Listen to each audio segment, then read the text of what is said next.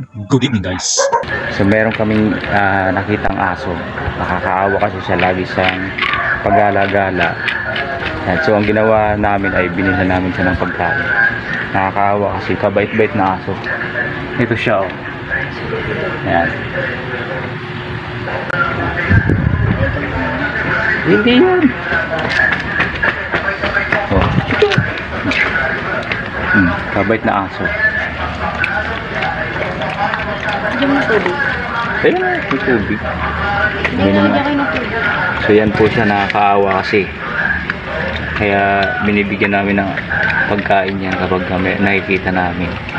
So parang alam niya na lagi siyang bibigyan ng pagkain. Kaya tuwing hapon nag-aabang siya dito. Bigla na lang sumusulpot dito sa harapan ng gate. Kawawa kasi pumapayat siya kasi walang nag-aalaga sa kanya. Mag-alagala lang dito. Pero mabait ng aso na yan.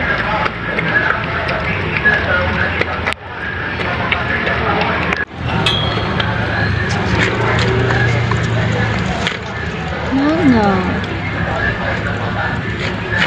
Hindi ka rin rubay dyan. Wala na. Inom tubig. Wala na, wala na. Wala na, ubos na. Oo, ubos na. Wala na, ubos na. Tapon natin, ako na. Wala na, ubos na. Ano man? Inom na, inom na, inom. Ano man? Inom na tubig, inom.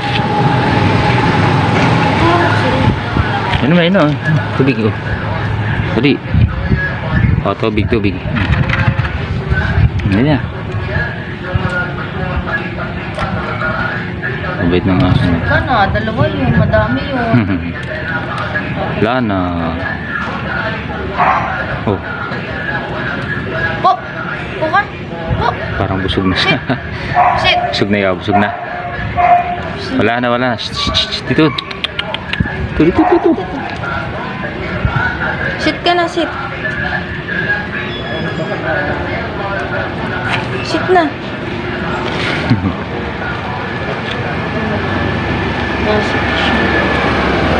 Hindi na magpasabi na.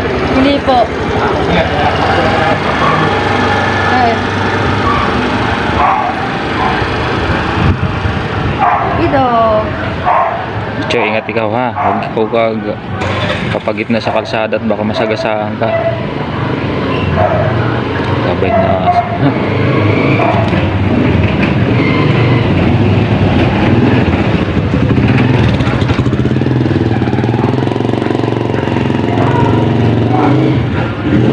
Para?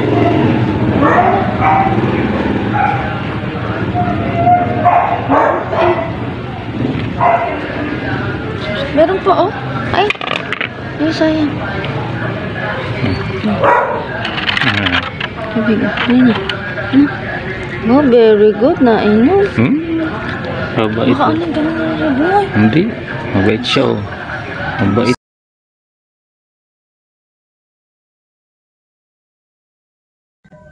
Ayan, good afternoon.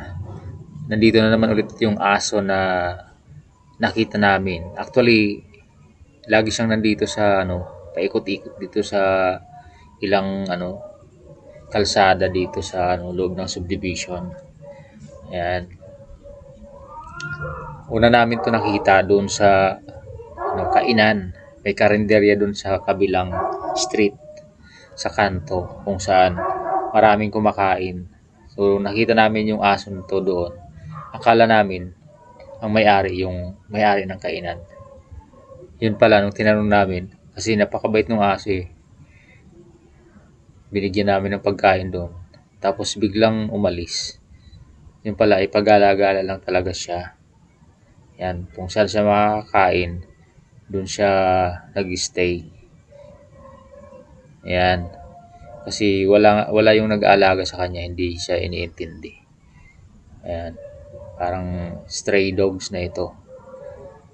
Pero kawawa kasi, napakabait na aso. Kaya tuwing nakikita namin tong aso na to ay binibigyan namin ng pagkain. So nagsimula lang yan doon sa karinderya. So ito, mas maaga siyang dumating ngayon. Kahapon, binigyan na ng pagkain. Madilim na siya nagpakita sa amin. Pero nagulat ako kasi biglang sumulpot doon sa harapan ng gate namin habang may inaayos ako sa sasakyan. Ayan. So, paalis na siya.